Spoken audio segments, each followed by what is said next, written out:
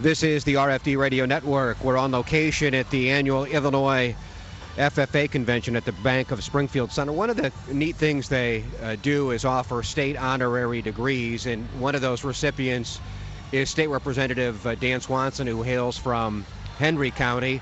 And I'm a little bit disappointed because you don't have your original Alwood FFA blue jacket on today. Yeah, we won't go there, Jim. No, that's fine.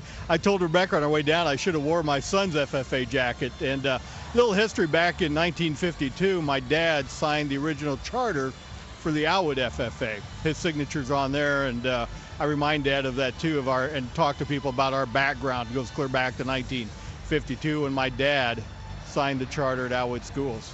Tell us some of your memories of being an FFA kid, and I know you can relate to the excitement, enthusiasm with this big crowd this week at the Bank of Springfield Center.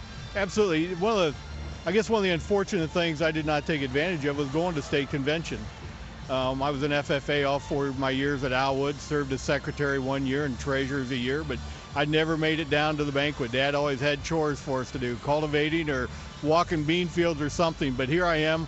This is about my 5th or 6th I've been to, and I enjoy it all the time. It's just so much fun to see the young people put together a program like this, execute it without any problems, and just demonstrate that the future of agriculture is great. What were some of the biggest gains when you were a youngster in Henry County, and some of your memories of wearing that blue jacket? Well, I remember my first year as a freshman in the ag program. That's back when we used to have boar sales. And ag class, we spent all of our ag classes building gates for the big boar auction that took place at our bus garage.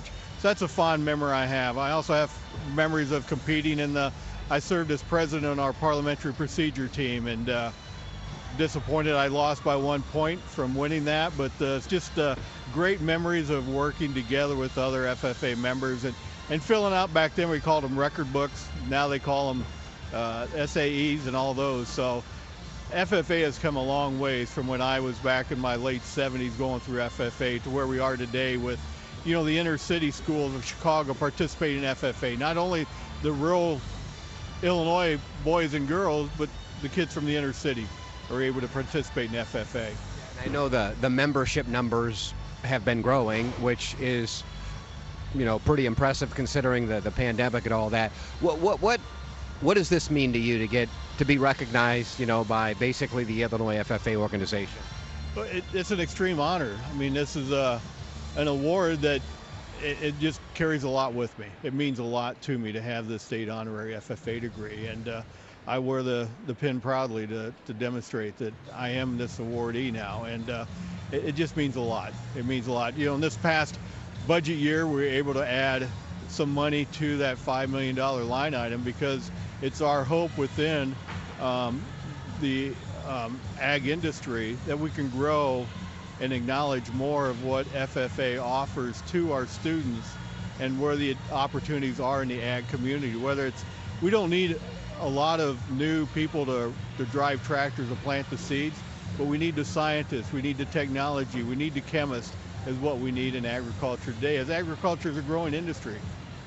And when you see the volume that's here today, and not only the youth, but the ag advisor, the ag teacher, and I know there's still some headway to be made on filling these ag teaching openings across the state.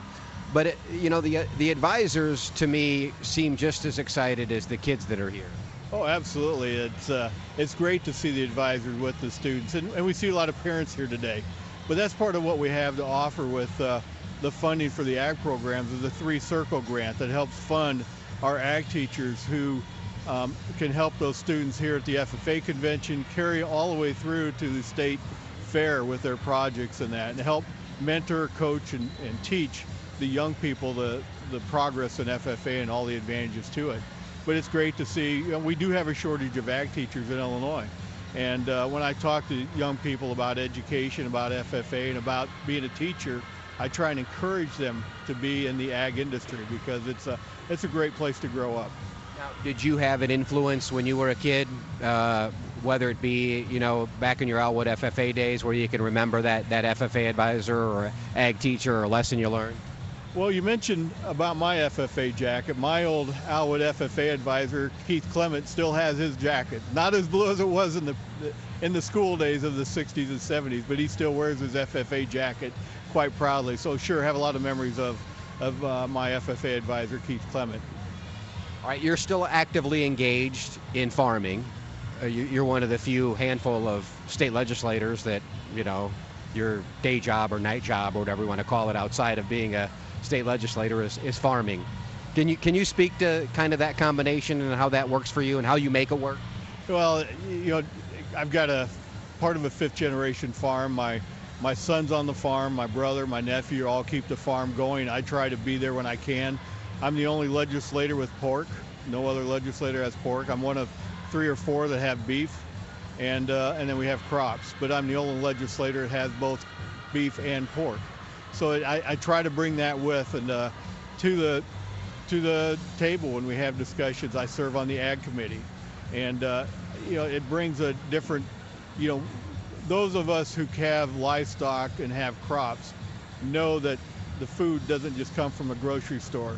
There's somebody that has to produce and grow it. And that's certainly the message that we try to carry with us too when we talk to people. It's not, it takes somebody other than that grocery store to provide that food that's going on your table. State Representative Dan Swanson is from Henry County, again receiving the State Honorary FFA degree at the Illinois FFA Convention at the Bank of Springfield Center. You're listening to the RFD Radio Network.